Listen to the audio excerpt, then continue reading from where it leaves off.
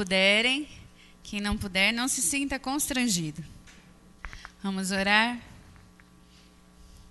Te bendizemos, Senhor, louvamos o teu nome, porque o Senhor é um Deus verdadeiro, um Deus presente, o Deus a quem louvamos, o Deus vivo. E a razão de estarmos aqui é te prestar culto, Senhor. Há um sentido em tudo o que fazemos. E tudo o que fazemos é para glorificar o teu nome. Sê conosco, Senhor. Sê, Senhor querido, atuante nas nossas vidas. Abrindo, Senhor, os nossos corações, as nossas mentes, Senhor. Que o nosso Espírito, Senhor, tenha comunhão com o teu Espírito, Senhor. O teu Espírito Santo tenha livre acesso, Senhor, aos nossos corações. Cada nota tocada, Senhor, cada palavra cantada nessa noite, seja, Senhor, em adoração a Ti, Senhor. O levantar das nossas mãos, Senhor. O mover, Senhor, do nosso corpo, Senhor. A cada palavra falada, ó Deus, seja para a honra e glória do Teu nome. Porque o motivo de nos reunirmos nessa noite aqui é Te adorar, ó Pai. E assim ser gracioso para conosco, ó Deus. E ministra aos nossos corações, Pai. É a nossa oração em nome de Jesus. Amém. Aleluias, glórias ao Senhor. Bendito seja Deus.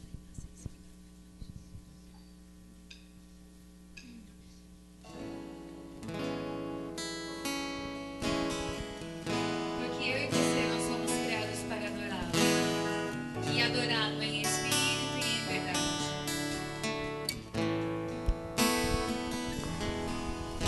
Em espírito,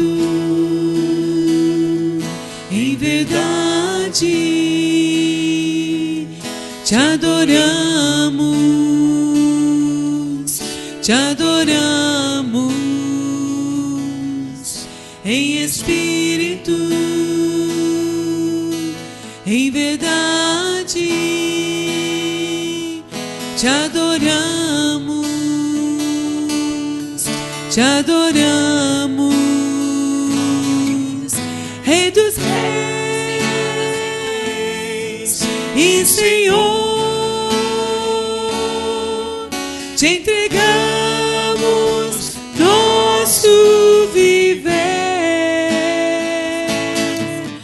Rei dos Reis e Senhor, te entregamos nosso viver pra te adorar, ó Rei dos Reis. Foi que eu nasci, ó Rei Jesus. Meu prazer é te louvar, meu prazer é estar Senhor. Meu prazer é viver na casa de Deus, onde flui o amor.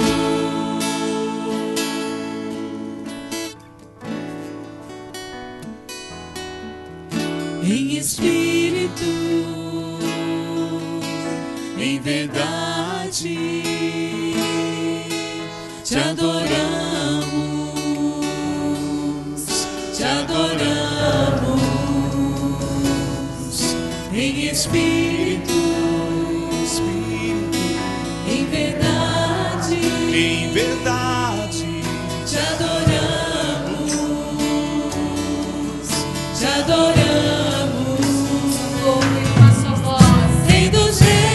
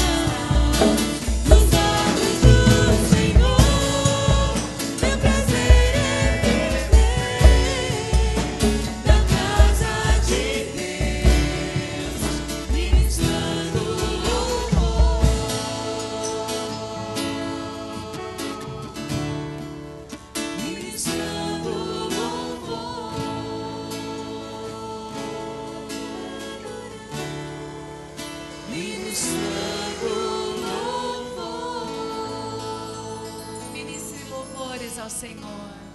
Levante a sua voz e adore ao Senhor. Diga palavras de exaltação ao Senhor. Da sua maneira. Diga quanto Ele é grande, exaltado e fiel. Digno de todo louvor e de toda adoração. Feche os seus olhos, amado, para pensar somente nele. Diga quanto Ele é merecedor de toda a honra e de toda a glória, porque todo poder pertence ao Senhor, todo louvor pertence ao Senhor. Ele é digno de ações de graças e de exaltação. Maravilhoso é o nosso Deus. Aleluia, as glórias ao Senhor. Bendito seja o nome do Senhor. Continue louvando a Deus, porque a música parou. Não, continue exaltando ao Senhor. Glorifique a Deus todo o tempo. Em todo o tempo louve ao Rei e vive entre nós. Bendito seja o Senhor. Aleluia. Formoso e maravilhoso é o Senhor. Quão formoso és, Rei do universo, tua glória enche a terra e enche os céus. Tua glória enche a terra, tua glória enche os céus, tua glória enche a minha vida.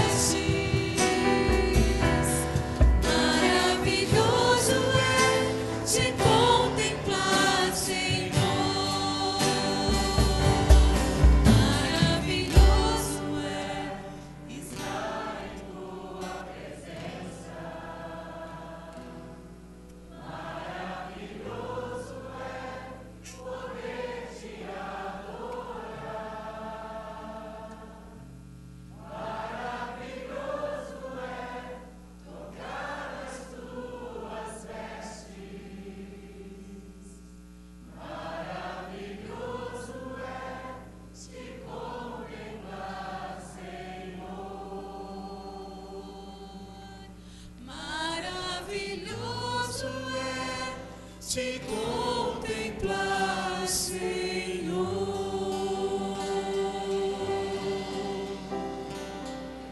Eu creio que eu posso te contemplar nessa noite, Senhor. E eu creio que eu posso tocar nas tuas vestes pela fé, Senhor. E sentir de ti sair virtude, Senhor. E eu creio que eu posso ser curada nessa noite, Senhor. Eu creio que eu posso ser liberta nessa noite. Eu creio, Senhor, que o Senhor pode operar maravilhas na minha vida, Senhor. E eu creio que o Senhor pode operar maravilhas na vida dos meus irmãos que estão aqui nessa noite. E eu creio que o Senhor pode fazer cadeias caírem nessa noite. E eu creio que o Senhor pode operar salvação e libertação.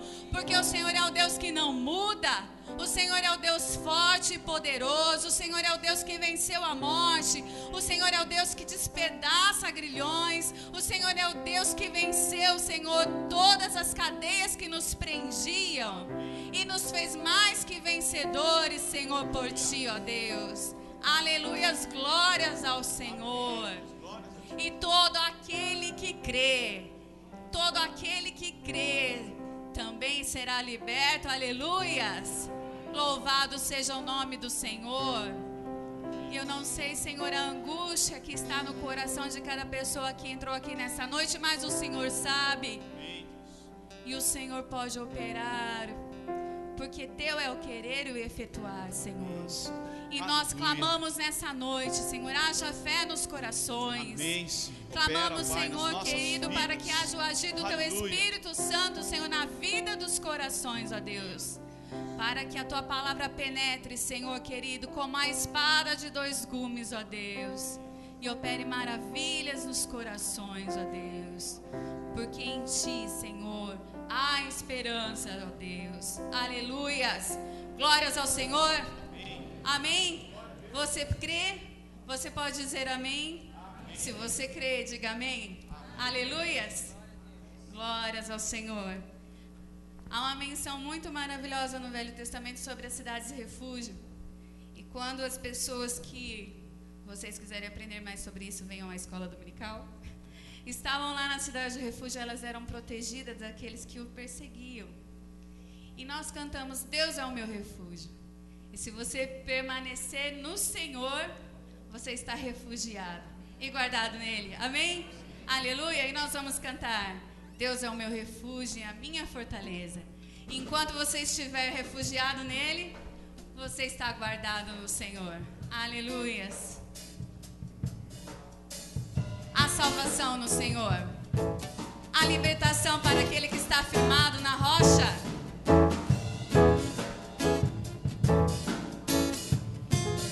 Ele é a parte da nossa herança.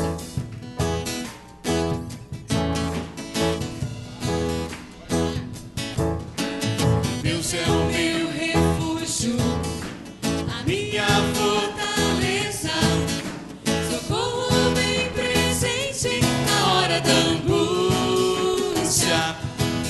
O Senhor é a porção da minha herança, aquele que sustenta a minha sorte. Nenhuma arma forjada contra mim há de prosperar.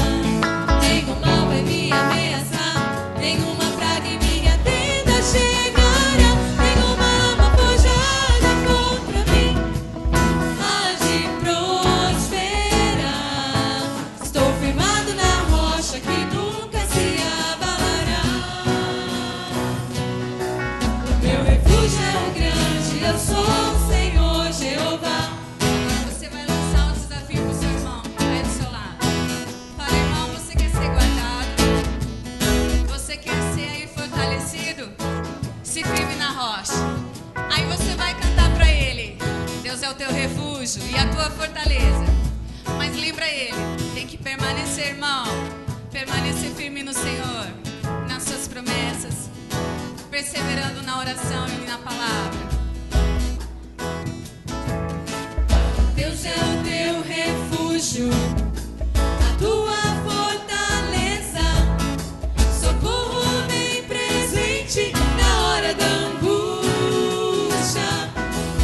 O Senhor é a porção É só ele, irmão. da tua herança, aquele que sustenta a tua sorte. Nenhuma arma forjada contra ti há de prosperar. Nenhum mal vai te ameaçar, nenhuma praga em tua tenda chegará. Nenhuma arma forjada contra ti há de prosperar. Estás firmado na rocha que nunca se abalará. Ele é o teu refúgio. Teu refúgio é o grande, eu sou o Senhor Jeová, Estás firmado na rocha. que nunca se abalará. O teu refúgio é o grande, eu sou o Senhor Jeová. Estás firmado. Estás firmado na rocha que nunca se abalará. Teu refúgio é o grande, eu sou o Senhor Jeová. Aleluia. Aleluia. Louvado seja o Senhor.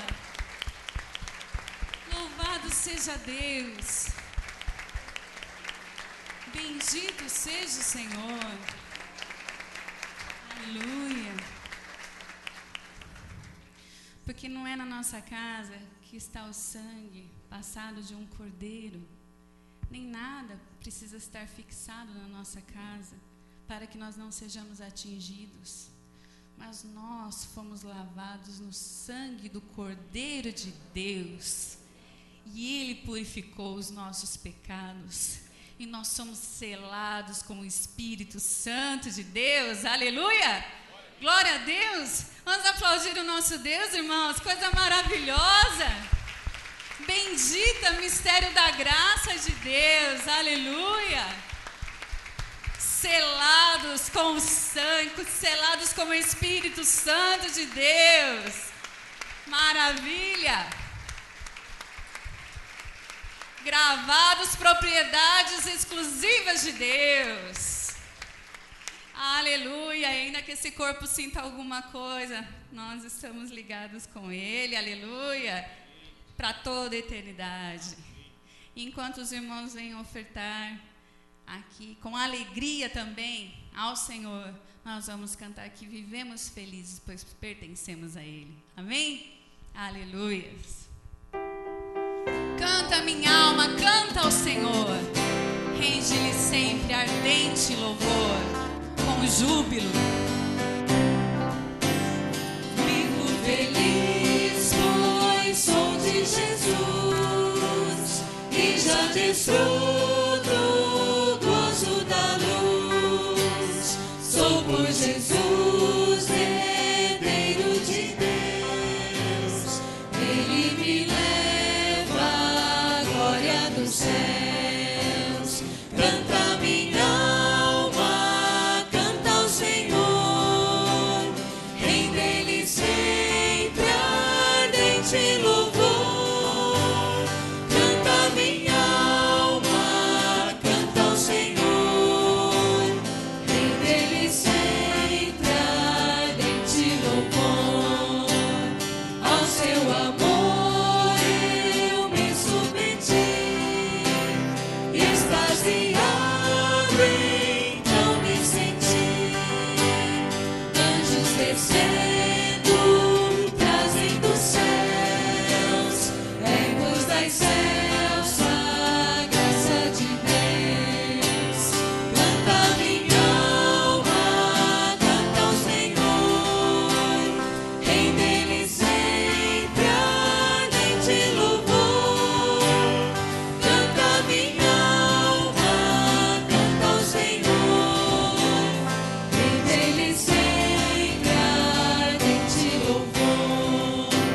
Sempre vivendo em seu grande amor, me regozijo em meu Salvador. Esperançoso vivo na luz, pela bondade do meu Jesus. Canta minha alma, canta ao Senhor, rende-lhe sempre ardente louvor.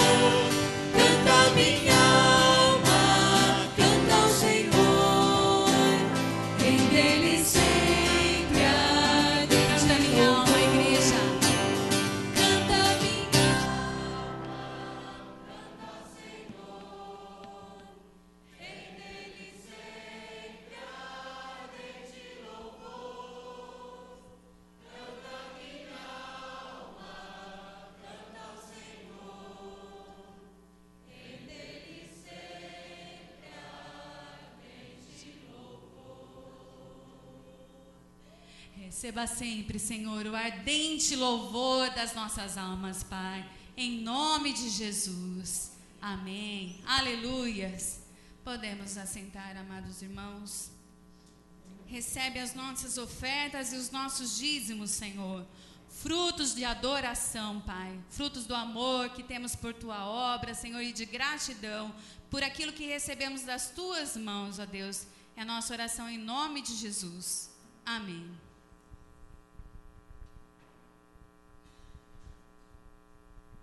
Nós gostaríamos de saber se há alguém nos visitando nessa noite pela primeira vez para lhe dar um presente. Amém?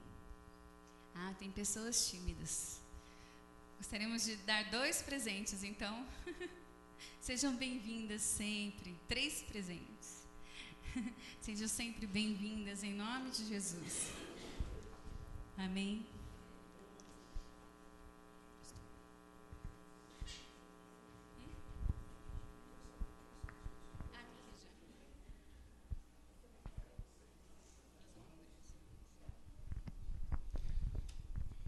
A paz do Senhor, irmãos, amém? Queria só lembrá-los, os pais e responsáveis, dos nossos jovens e adolescentes, que agora quinta-feira, dia 1º, no feriado, não há motivo para o seu filho, para o jovem, para o adolescente, ficar em casa, amém? Se vocês sabem que se deixar essas crianças dormirem, vai dormir até meio-dia, vai perder a bênção, que vai ser esse primeiro congresso aqui dos jovens e adolescentes das Batista Betel, tá bom? Vamos trazer um preletor lá de Belo Horizonte, o Vinícius Zulato, que ele é nascido aqui em Bauru. Nós conhecemos ele desde jovem, como muitos daqui. É um menino que se entregou ao chamado ao Senhor, e foi, mesmo depois da morte do seu pai, ele caminhou lá para o seminário, foi embora, e atendendo o chamado de Deus para a vida dele, e tem sido uma bênção para muitos jovens lá. E também, certamente, o Espírito Santo de Deus estará naquele lugar, estará ministrando aos nossos corações, amém? Então, por gentileza, orem também por esse evento, para que ele seja uma bênção, para que seja um dia de transformação, de conversão de vidas, amém? É um investimento de R$20, irmãos, é só para alimentação, Nós vamos servir lá o café da manhã, o almoço e o jantar, tá bom? E só para isso, então vamos ter 3 refeições lá, a preço de R$20 só. A igreja está subsidiando também, está abençoando esse evento, tá bom? Então, por favor, deem o nome hoje, se você não deu ainda na escola dominical. Lá o Rafael Brejão e a Natasha vão estar lá fora, pegando o seu nome e, se possível, o seu pagamento já, para as irmãs da cozinha poderem fazer a refeição de uma forma satisfatória, saber quantas pessoas vão almoçar e vão jantar lá, tá bom? O evento, irmãos, é aberto. Se você tem algum jovem adolescente também que quiser convidar, pode convidar. Mas se não der o nome hoje, não dá para almoçar lá, nem jantar. Não vamos servir lá refeições avulsas. Mas ele pode participar, lógico, como sempre, dos cultos, tá bom? Deus abençoe. Nós vamos ter uma participação especial essa noite do coral. Vou passar a palavra para a regente, a irmã Luciana, tá bom?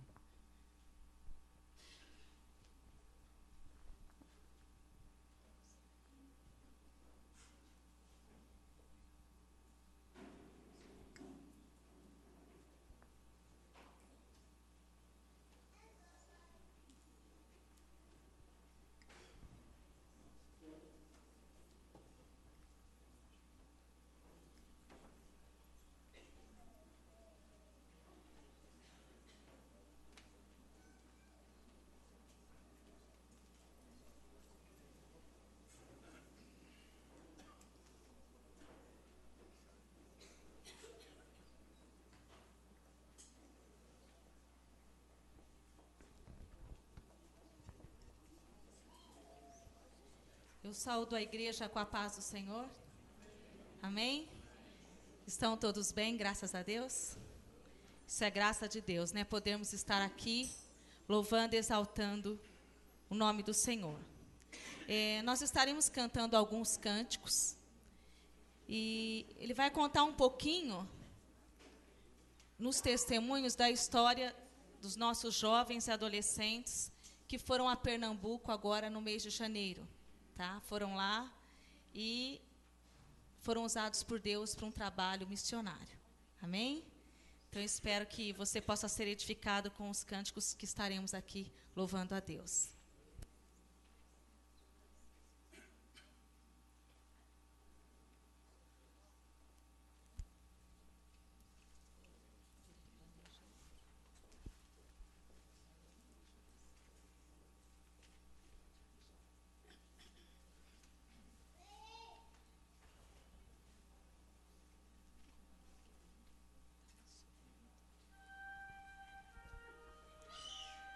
No início deste ano, no mês de janeiro, alguns jovens de nossa igreja se sentiram desafiados por Deus para participar da missão Pernambuco. Eles teriam que dedicar parte de suas férias para terem uma das maiores experiências missionárias de suas vidas. O que fazer então diante de tão grande desafio? Ir e ser instrumento nas mãos de Deus ou ficar e aproveitar as férias com os amigos, passeios e entretenimentos? Quando vivemos na dependência de Deus, Ele sempre nos ajuda a fazer a escolha correta e nos mostra qual caminho devemos seguir.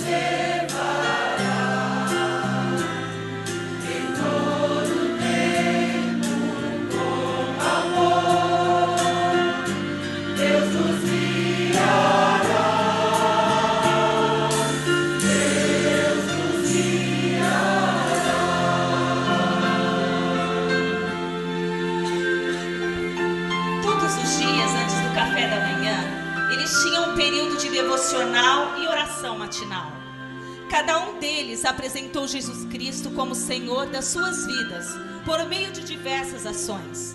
Evangelismo nas ruas, de casa em casa, palestras na área de relacionamento familiar, saúde e qualidade de vida, realização de testes de saúde, como glicemia, pressão.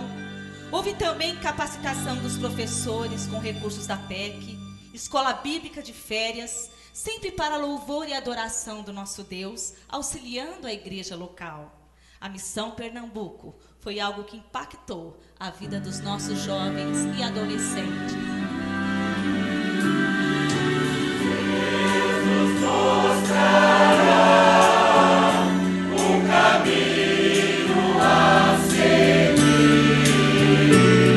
Em nosso viver atuará. Nossos olhos abrirá. Deus nos guiará. Junto assim nos conservará. Em todo tempo com amor. Deus nos guiará. Deus nos guiará.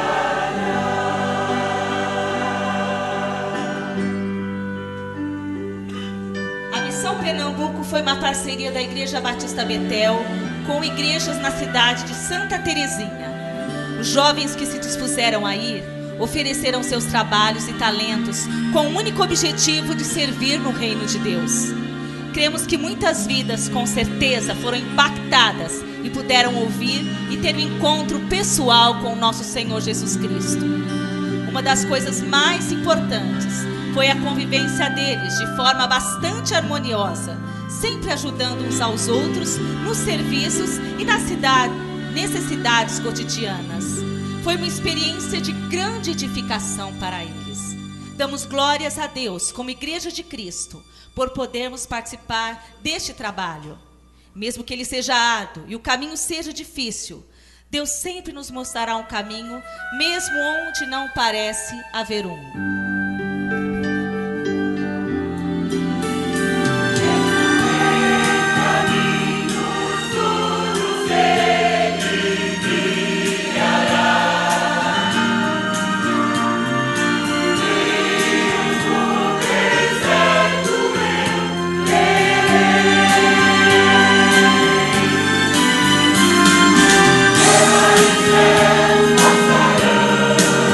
Mas a palavra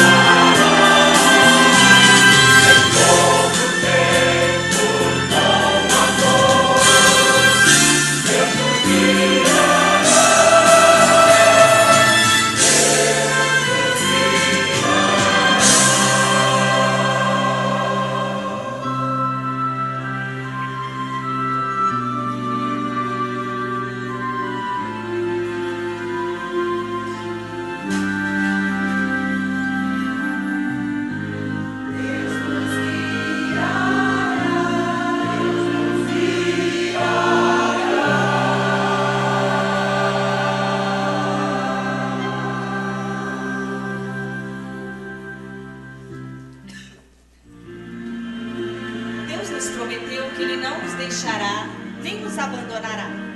Em Cristo, Deus revelou sua fidelidade a nós desde o princípio dos tempos.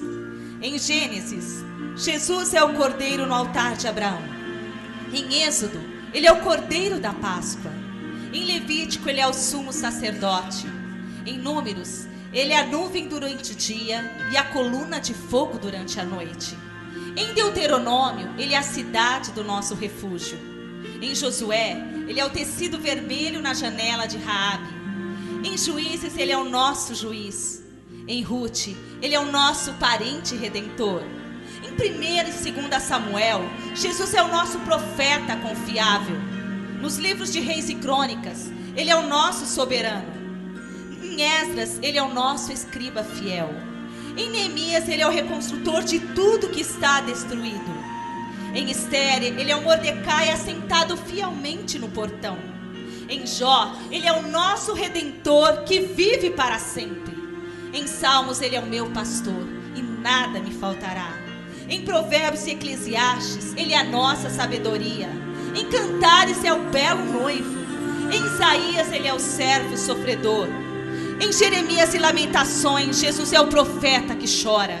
Em Ezequiel, ele é o maravilhoso homem de 4 faces.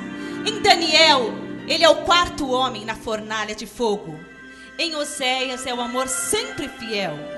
Em Joel, ele nos batiza com o Espírito Santo. Em Amós, ele leva os nossos fardos. Em Obadias, é o nosso Salvador. Em Jonas, ele é o grande missionário que leva ao mundo a palavra de Deus. Em Miqueias, ele é o mensageiro dos pés formosos. Em Naum, ele é o vingador. Em Abacuque, ele é a sentinela, orando sempre pelo reavivamento. Em Sofonias, ele é o Senhor poderoso para salvar. Em Ageu, ele é o restaurador de nossa herança perdida. Em Zacarias, é a nossa fonte. Em Malaquias, ele é o filho da justiça, com a cura em suas asas. Em Mateus, ele é o Cristo, o filho do Deus vivo. Em Marcos, ele é o operador de milagres. Em Lucas, ele é o filho do homem. Em João, ele é a porta pela qual todos devem entrar. Em Atos, ele é a luz brilhante que aparece a Saulo no caminho de Damasco. Em Romanos, ele é o nosso justificador. Em 1 Coríntios, a nossa ressurreição. Em 2 Coríntios, ele leva os nossos pecados. Em Gálatas, nos redime da lei. Em Efésios, é a nossa riqueza insondável. Em Filipenses, ele supre todas as nossas necessidades. Em Colossenses, ele é a plenitude do Deus encarnado. Em 1 e 2 Tessalonicenses, ele é o nosso rei que virá. Em 1 e 2 Timóteo, ele é o mediador entre Deus e o homem. Em Tito, ele é a nossa bendita esperança. Em Filemão, ele é o amigo mais chegado que um irmão. Em Hebreus, ele é o sangue do pacto eterno. Em Tiago, ele é o Senhor que cura o doente. Em 1 e 2 João, ele é o pastor principal. Nos livros de João, é Jesus que tem a ternura do amor. Em Judas, ele é o Senhor que vem com 10.000 santos. E em Apocalipse, a igreja é conclamada a levantar os olhos, pois é chegada a sua redenção. Jesus é o Rei dos Reis e ele é o Senhor dos Senhores.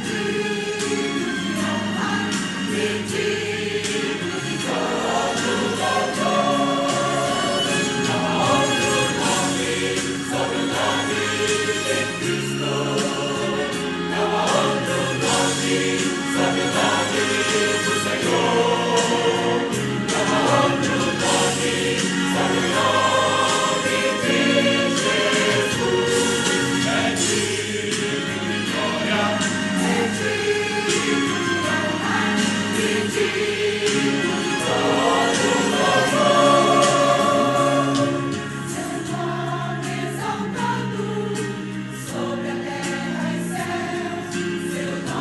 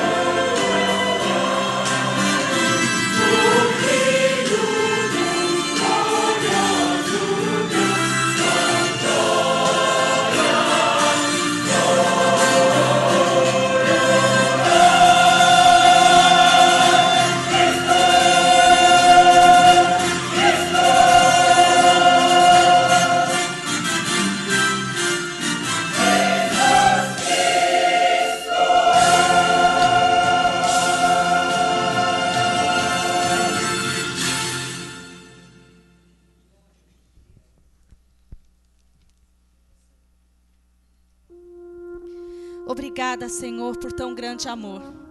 Te damos graças por tão grande salvação. A gratidão, irmãos, é muito mais do que um dever. É uma resposta à graça redentora de Jesus. Que possamos ter o coração do nosso Senhor, um coração ardente pelas almas perdidas, um coração missionário. Nós podemos isso através do sacrifício de Jesus, que tornou o amor possível. Que a Missão Pernambuco seja a primeira de muitas que virão, e que muitos jovens e adolescentes possam se dispor a ir. Amém? Amém, igreja?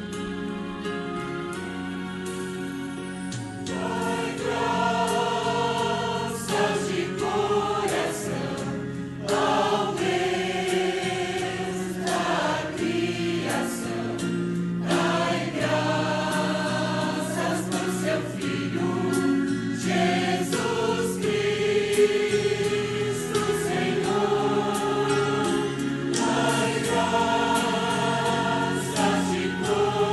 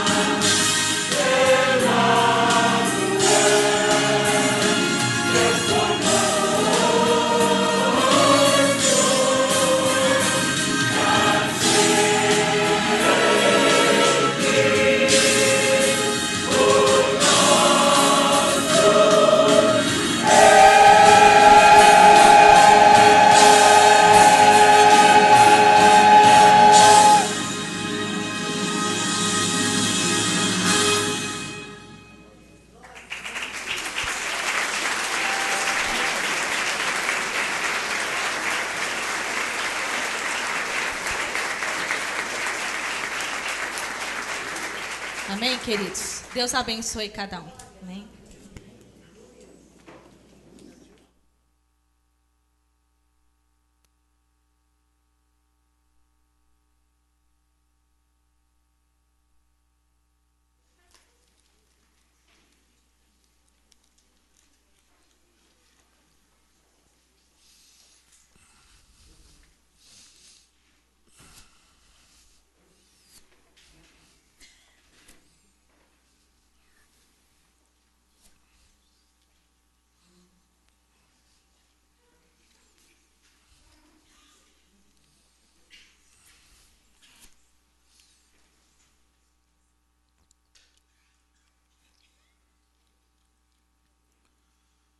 Palavra do Senhor em 1 Coríntios capítulo 15.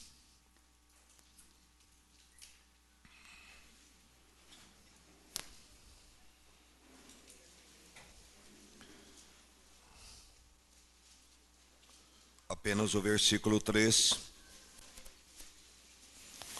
Palavra do Senhor capítulo 15. Apenas o versículo de número 3. Antes de tudo, vos entreguei o que também recebi: que Cristo morreu pelos nossos pecados, segundo as Escrituras, o 4 também, e que foi sepultado e ressuscitou ao terceiro dia, segundo as Escrituras. Amém? Bom, Pai, como transmitir verdades tão sublimes, tão profundas, como falar de um amor tão grandioso? Quem somos nós para isto, ó Pai? Quem somos nós? Pode o pó falar, Senhor? Pode o pó falar? No entanto, Senhor, Tu nos formastes do pó nos criastes. E homens criados pelo pó foram, Senhor, visitados pelo Teu Espírito Santo. Foram, Senhor, tomados pelo Teu poder, através de Cristo Jesus, nosso Senhor, Sua morte, Sua sepultura e Sua ressurreição. Agora, Senhor, aprove Tu que esta palavra fale ao pó, e que o pó se levante, Senhor, que ossos secos sejam vivificados pelo Teu Espírito, e que homens, ó Deus, que ainda não experimentaram a salvação, a experimentem. E aqueles que ainda estão enganados quanto à salvação, sejam esclarecidos. Em nome de Jesus. Irmãos, aqui está um texto tão simples, mas que é uma joia muito rara. Muito rara. O apóstolo está dizendo, logo no comecinho: antes de tudo vos entreguei o que também recebi. Há uma diferença quando o apóstolo Paulo fala: o que eu recebi do Senhor também vos ensinei, com a expressão que Paulo emprega aqui. Aqui não, ele não emprega a expressão o que eu recebi do Senhor, mas simplesmente o que também recebi. Quando o apóstolo fala o que eu recebi do Senhor, ele está falando de uma revelação direta de Deus. Jesus o ensinou de forma direta, pessoal. Agora, quando ele expressa o que eu recebi, também estou ensinando, estou entregando, sem a expressão do Senhor, ele está falando de algo que ele recebeu dos outros apóstolos. Recebeu de Pedro, de Tiago, de João e dos demais apóstolos. Observe então que há uma diferença desta expressão usada na Bíblia, usada na palavra de Deus. Os irmãos se lembram que durante a ceia nós usamos esta expressão, o que eu recebi do Senhor, quando nós repetimos os textos da palavra de Deus. Porque eu recebi do Senhor o que também eu vos ensinei, que o nosso Senhor Jesus Cristo, na noite em que foi traído, tomou o pão e tendo dado graças. Então essa é uma expressão que revela que ele recebeu uma revelação direta de Cristo. Então, saliento mais uma vez que esta expressão aqui denota algo que ele recebeu não de Cristo, mas que recebeu dos apóstolos. Por que essa consideração é importante? Essa consideração é importante porque aqui nós temos a primeira confissão de fé da igreja. A primeira.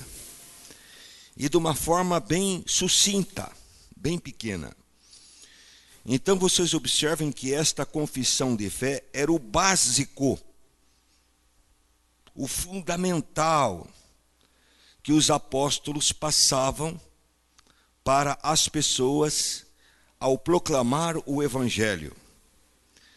Mas note que este básico e este fundamental está sendo passado para um apóstolo e não para um novo convertido. Esta consideração também é importante. Por quê?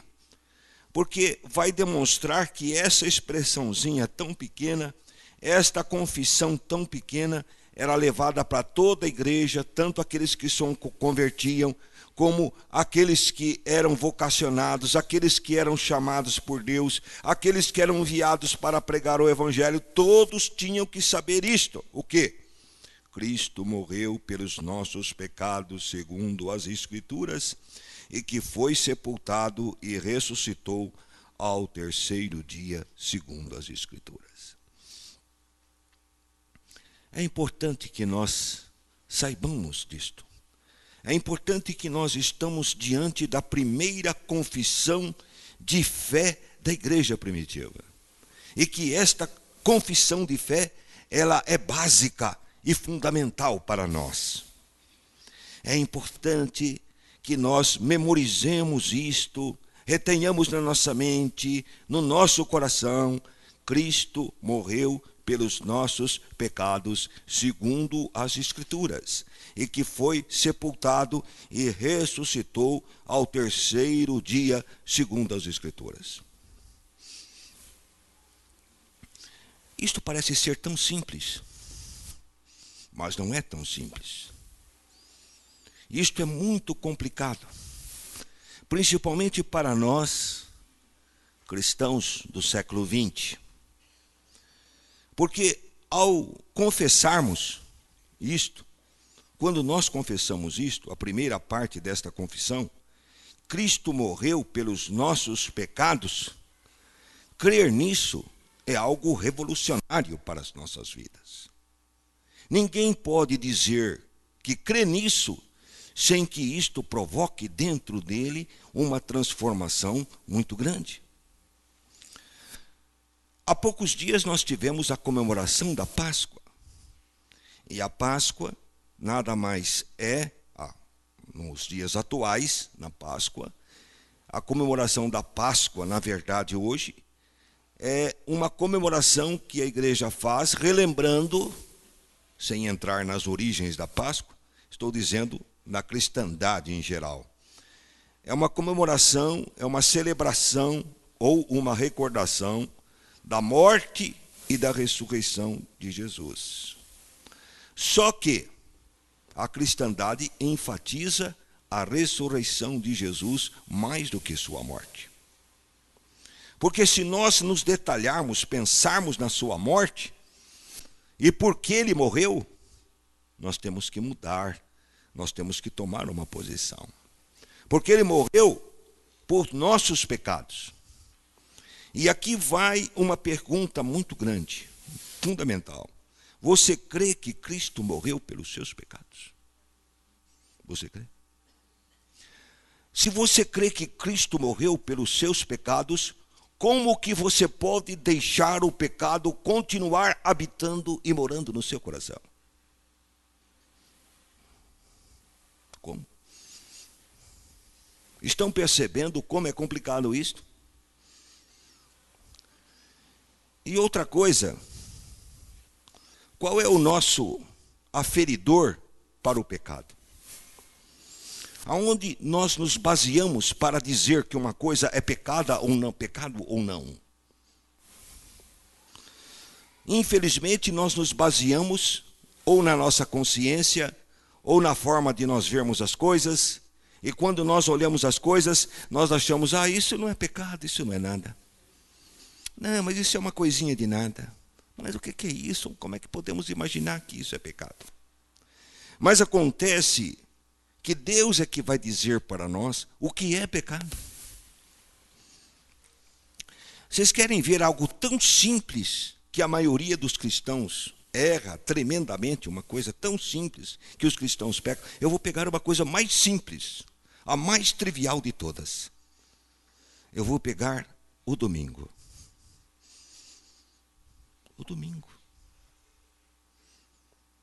Vocês sabiam que o dia que o cristão mais peca é no domingo? Sabiam? O dia que o cristão mais peca é no domingo. Porque o cristão não considera o domingo o dia do Senhor. Porque se o cristão considerasse o domingo o dia do Senhor, isso seria revolucionário na sua vida. O cristão jamais faltaria a um culto da igreja se considerasse o domingo o dia do Senhor. O cristão não ligaria sua televisão no domingo se considerasse o domingo o dia do Senhor. O cristão não assistiria a Faustão, nem jogo de futebol, e nem nada, se ele realmente considerasse o domingo o dia do Senhor.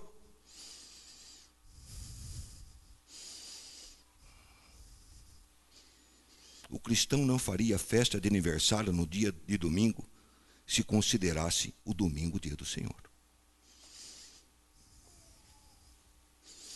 Agora, julguem os senhores se o que eu estou falando procede ou não. Porque, veja bem, de certa forma eu tenho uma admiração especial pelo judeu. E nós temos muito que aprender com os judeus. Porque em relação ao sábado, que corresponde ao nosso domingo, o que o judeu fazia? 6 horas da tarde da sexta-feira, ele não fazia mais nada. Já começava suas rezas, suas orações. No domingo, ele ia, todo domingo, ele passava ou na sinagoga, ou orando, ou ensinando. Por que os judeus conhecem tanto da Bíblia? Por quê? Porque os discípulos falavam a Bíblia de cor, citavam textos do Velho Testamento. Pedro citou lá o texto lá de Joel, de cor. Citou, no dia de Pentecostes, ele citou Joel.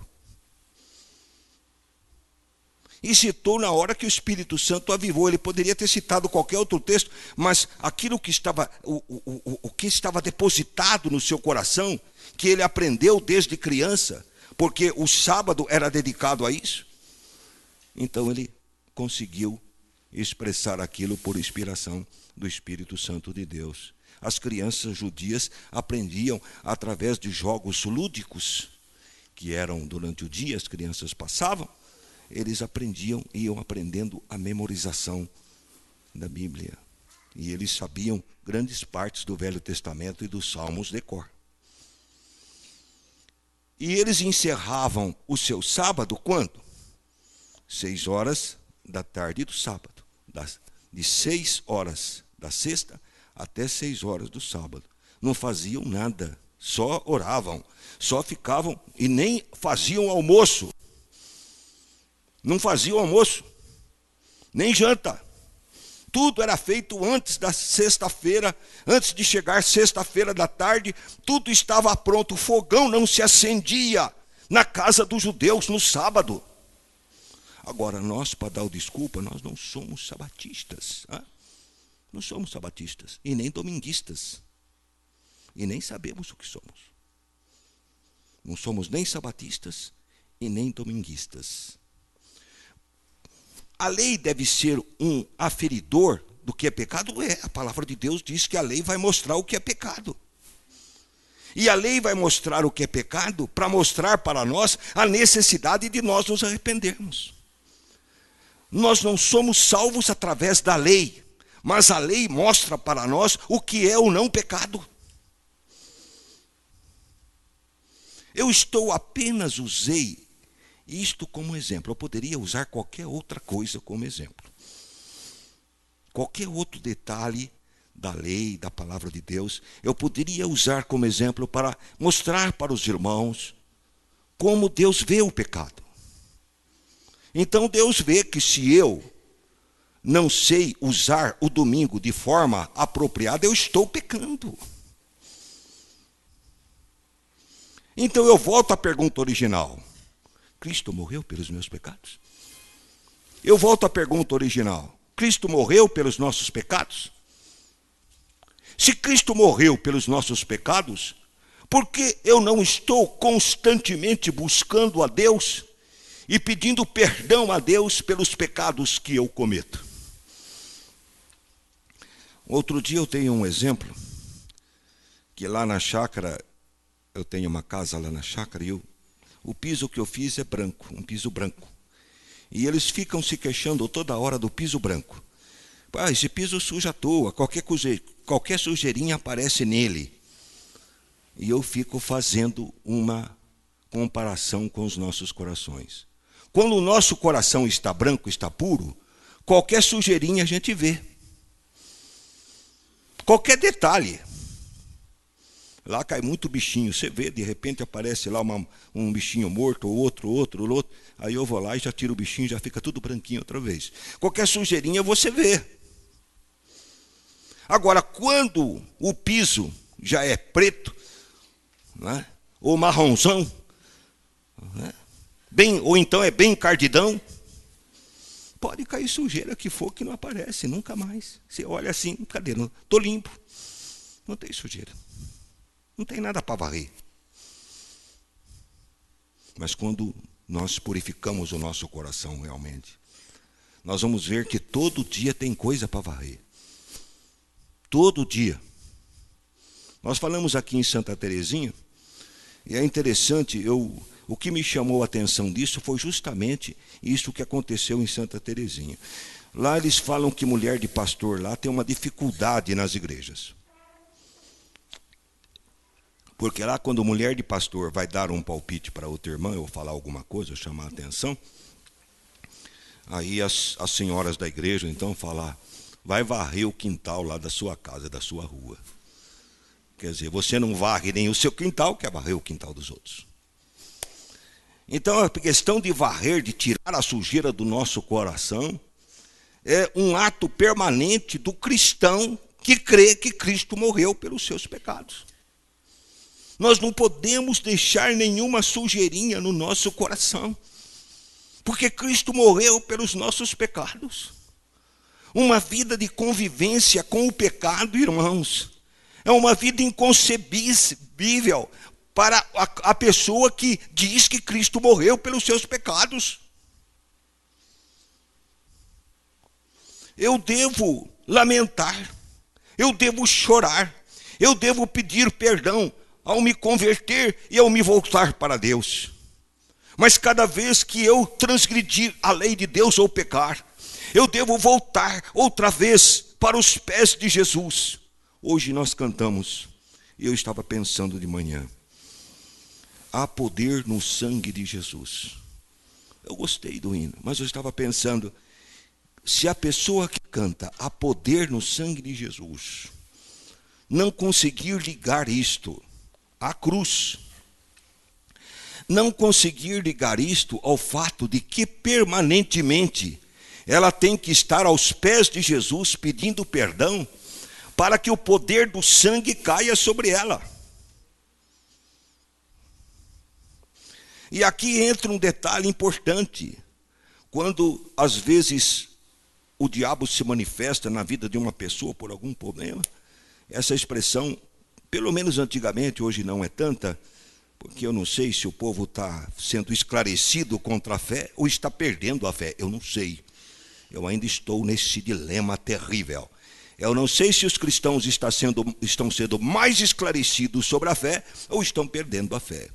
Então, o pessoal dizia assim, há poder no sangue de Jesus, para afastar o diabo.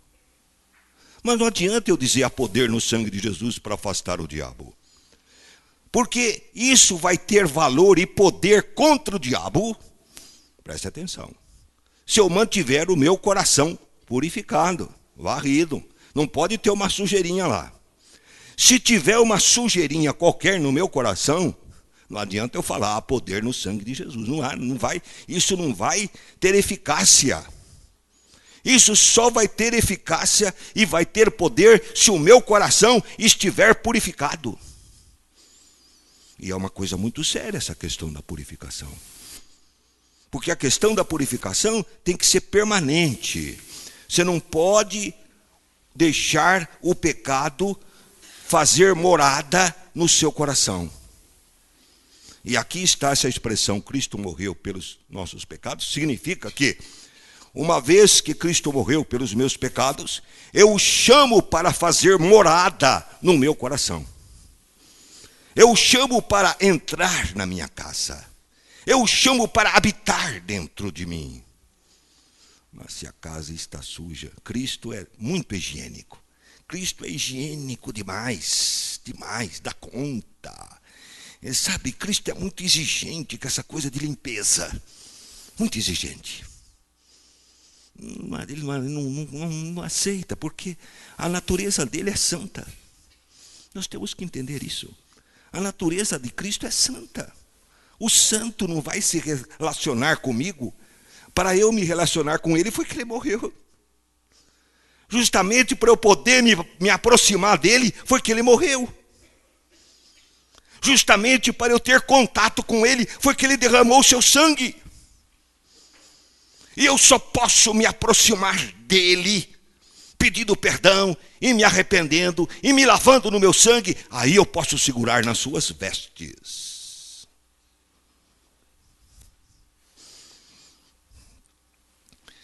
Será então que você entende que Cristo morreu pelos seus pecados?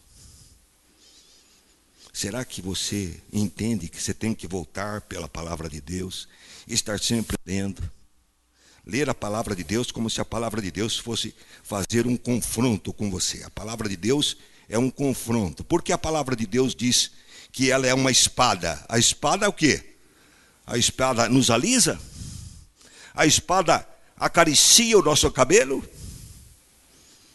A espada passa a nossa roupa, não é? Alisa o nosso corpo? Ou a espada corta? E aqui está um bom teste para nós sabermos se realmente nós podemos declarar e nós cremos se Cristo morreu pelos nossos pecados. Qual a última vez que a espada te cortou?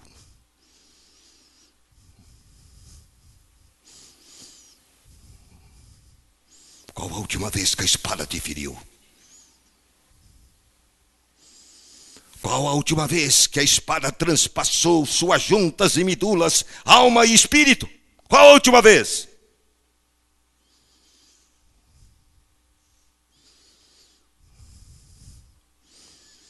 A resposta certa seria, há alguns minutos atrás, pastor,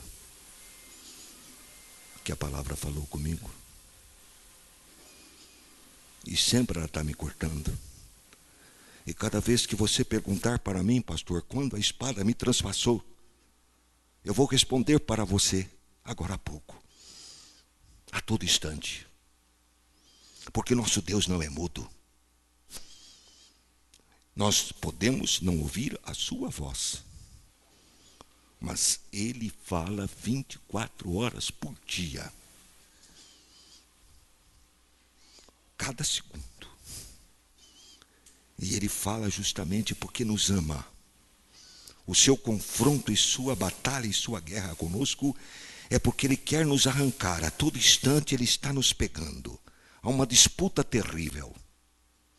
O diabo quer nos levar para as profundezas do abismo. E ele quer nos fazer compreender o que é a sua vontade. O que ele espera e o que ele quer de nós. O que é o verdadeiro cristianismo. E o que é a verdadeira santidade. Volta a pergunta. Você crê que Cristo morreu pelos seus pecados? Crê? Você pode fazer uma autocrítica quanto a isto? Você pode olhar para o seu coração e ver que no seu coração não há sujeirinha nenhuma? Pode? Como é que foi seu domingo? Como é que foi o seu dia de hoje? Você sentou-se na televisão para assistir o Faustão? Você assistiu algum jogo de futebol hoje? Torceu hoje? E eu ainda vou apertar mais você hoje ainda. Cantou no coral hoje?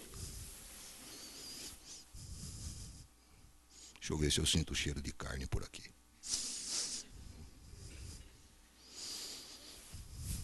Irmão, se o cristianismo não fosse coisa séria, Cristo não morria por nós. Mas o cristianismo é uma coisa muito séria. E o evangelho é uma coisa muito séria. Mas o texto continua. Cristo morreu pelos nossos pecados, segundo as Escrituras. E que foi sepultado, eu não vou analisar segundo as Escrituras. Há uma análise bonita a respeito. E que foi sepultado e ressuscitou ao terceiro dia. Eu vou analisar a palavra ressuscitou. Não vou analisar a palavra sepultado. Vou analisar a palavra ressuscitou. Sabem que há uma coisa interessante em Romanos. Agora eu não vou me lembrar do versículo. Mas a palavra de Deus é bem clara em Romanos, quando Paulo fala que Cristo morreu para que nós fôssemos salvos da ira, e ele ressuscitou para que tivéssemos vida. Olha, Paulo faz essa diferença teológica interessante. Quer dizer, a morte de Cristo foi para apagar os nossos pecados.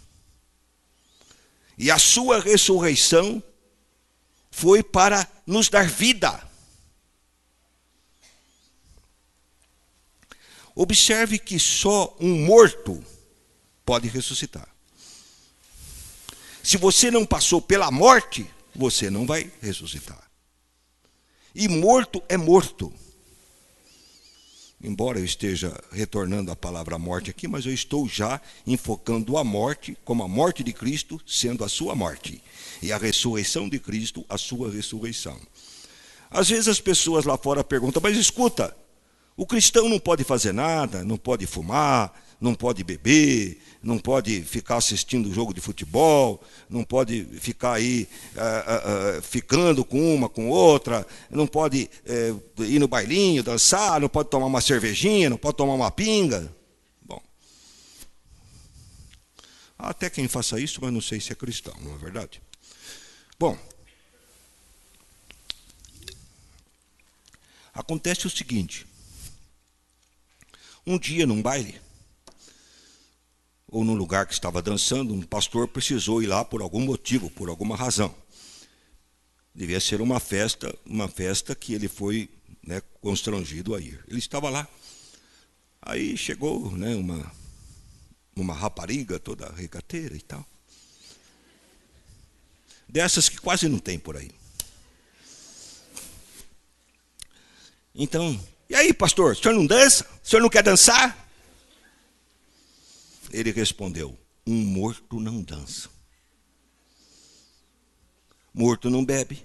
Você já viu morto beber? Morto não bebe. Morto não fuma. Você já viu morto com cigarro na boca? Morto não fuma. Morto, né? Morto não fica por aí na balada, né? Na balada. Morto não faz, o morto é morto.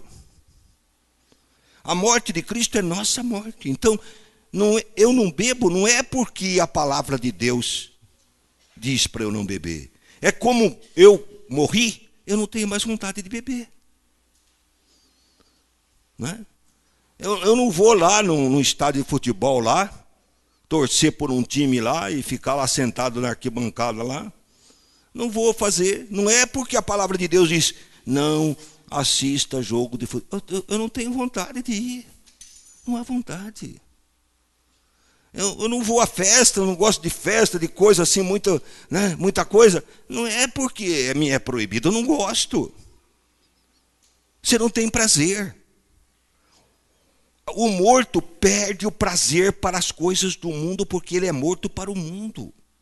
E isso é uma experiência autêntica, verdadeira. A pessoa não faz isso porque está constrangido, coagido, porque a igreja proíbe. Mas porque ele morreu interiormente para tudo que é deste mundo. Ele morreu. A morte de Cristo é a sua morte. Mas como que pode ser isto quando você tem fé genuína em Jesus? Quando você crê em Jesus de todo o seu coração. E quando você diz para Jesus, Jesus, eu quero segui-lo. E Jesus se volta para você e diz, você quer morrer? E você diz, eu quero morrer. Então, tenha fé em mim. Confia em mim. E eu vou fazê-lo morrer. Eu vou tirar do seu coração todo gosto e toda alegria por tudo aquilo que é do mundo. E no seu coração não vai restar nenhuma alegria e nenhum prazer para aquilo que é do mundo. Porque eu vou substituir o prazer por aquilo que é do mundo. Pelo prazer da minha presença, da minha companhia, da minha alegria, da unção do meu Espírito, dos céus no seu coração.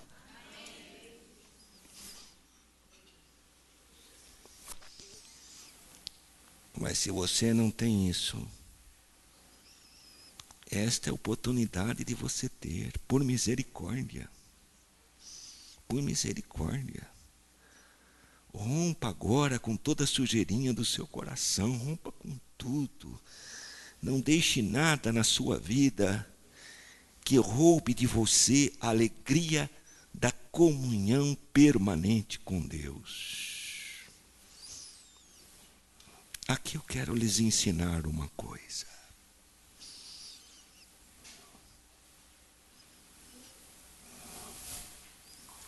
Sabe, meu irmão e minha irmã, você pode ter a alegria de Deus permanente no seu coração. Aquilo que Cristo disse para a mulher samaritana pode e deve se cumprir na sua vida. Aquele que beber da água que eu lhe der, jamais terá sede. Isso significa satisfação completa, satisfação da nossa alma em Deus, deleite da nossa alma com Deus. E isto produz uma alegria especial, que é a alegria do Espírito Santo no nosso coração e que é a paz de Deus no nosso coração. E isto vem, irmãos, quando nossa comunhão com Deus está de forma pacífica, firmada, quando não há nenhuma sujeirinha no coração. Quando você não deixa nenhuma sujeirinha no coração, você experimenta 24 horas da alegria de Deus. E você passa meses e anos na alegria de Deus. A palavra de Deus não é mentirosa. A palavra de Deus é verdadeira. E você pode desfrutar do gozo inefável de Deus a todo instante, se você mantiver o seu coração purificado, morto para o mundo. E é Cristo quem vai dar esta graça. Mas a graça da ressurreição, irmãos, é a graça do poder da ressurreição de Cristo em nós. Cristo ressuscitou. E ao ressuscitar, ele gerou para nós, assim como sua morte gerou para nós purificação, a sua ressurreição liberou um poder extraordinário para a nossa vida. Esse poder extraordinário que a ressurreição de Cristo liberou, via de regra, nós não nos utilizamos dele. Nós não nos apercebamos dele, porque depende da primeira parte. Morto, ressuscitado. Morto, ressuscitado. Esse poder da ressurreição, Paulo fala nas suas orações, e Paulo ora, observe a oração de Paulo. É interessante aquela oração de Paulo. Ele ora para que nós sejamos iluminados por Deus. Ele ora para que nós recebamos espírito de sabedoria e revelação. Olhem, ele fala para os Efésios, olha, eu quero que venha uma luz na cabeça de vocês. Eu quero que vocês sejam tomados de um espírito de sabedoria e revelação no pleno conhecimento dele. Para quê? Para que vocês saibam a eficácia do seu poder. O poder do Espírito é tão grande que tirou Cristo da morte, das garras da morte, e trouxe-o para a vida. Trouxe-o para a vida. Se nós olharmos bem para as Escrituras, e alguns textos que são pequenos e que não dá para a gente saber claramente o que aconteceu, mas numa das confissões de fé da igreja, do século IV, numa dessas confissões, que amplia esta pequenina confissão, lá nesta confissão diz que Cristo morreu, foi sepultado, ressuscitou ao terceiro dia, aliás, morreu, foi sepultado, desceu aos mortos e ressuscitou ao terceiro dia. Se nós formos ver esse texto, então, Cristo como que desceu aos próprios infernos. E depois, pelo poder do Espírito, levantou-se dos próprios infernos, da própria morte, e ressuscitou. Então, o poder do Espírito ressuscitou Cristo. É isto que Paulo declara. E mais, o poder de Cristo fez com que Cristo ressuscitado fosse subindo para os céus aos olhos dos discípulos. Às vezes nós não damos importância a este fato, ao fato da ascensão de Cristo. Nós deixamos muitas vezes de pregar sobre isto, mas Cristo subiu para os céus e os discípulos, olhando ele subir para os céus. E a palavra de Deus diz: o poder do Espírito ressuscita vocês e faz vocês subir para os céus. E mais, o poder do Espírito faz vocês ficarem assentados nas regiões celestiais em Cristo Jesus. Como que eu posso viver uma vida tão pobre nesta terra? Como eu posso ser um joguete do diabo a todo instante, o diabo fazendo micuinhas comigo, fazendo coisinha, joguinho comigo, pondo coisa na minha cabeça, e eu entrando na onda dele, e eu fazendo o papel que ele quer, eu dançando a música dele.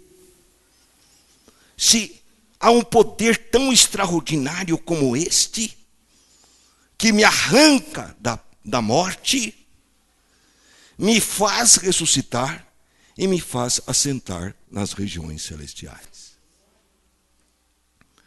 Aí está um mistério para nós entendermos. Porque como que você está sentado neste banco e ao mesmo tempo assentado nas regiões celestiais? Acontece que esta é a posição aonde Cristo te coloca. Cristo te coloca nesta posição de glória, que quer dizer uma posição de vitória. Uma posição de vitória. Uma posição de domínio. Não é uma posição de ser dominado, mas uma posição em que você domina, em que você vence, em que você triunfa. O pecado não faz de você um marionete. Não fica brincando com você, a toda hora te dominando. Nem o diabo também, nem o mundo também. Porque Cristo te deu uma posição de vitória e uma posição de glória. Mas você realmente crê que Cristo morreu pelos seus pecados? Tudo começa por aí. Que nesta noite você possa crer que Cristo morreu pelos vossos pecados, pelos nossos pecados. Que você possa tomar uma posição realmente de buscar o Senhor para manter purificado constantemente o seu coração, sua mente, seus pensamentos, o que você pensa, o que você vê, o que você toca, onde você pisa, tudo purificado pelo poder do sangue de Jesus Cristo. Assim, nós podemos crer que você crê que Cristo morreu pelos nossos pecados, como diz as Escrituras. Amém?